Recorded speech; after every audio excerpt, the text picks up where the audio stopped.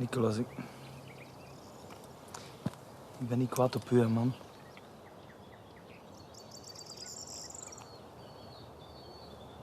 Maar waarom heb je niks gezegd? Waarom heb je niet gezegd dat jullie naar hier kwamen?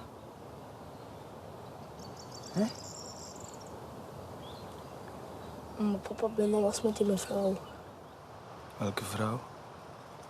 Ja, die bij u was toen de politie mij kwam halen. Meester Jacobs.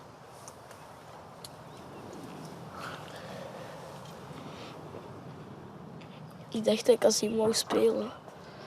Maar hij bedoelde echt vliegen. Ik heb me geprobeerd om hem tegen te houden, maar...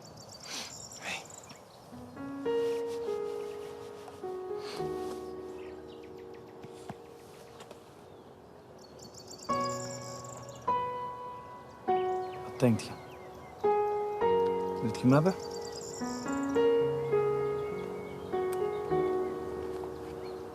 Da-da-da-da-da.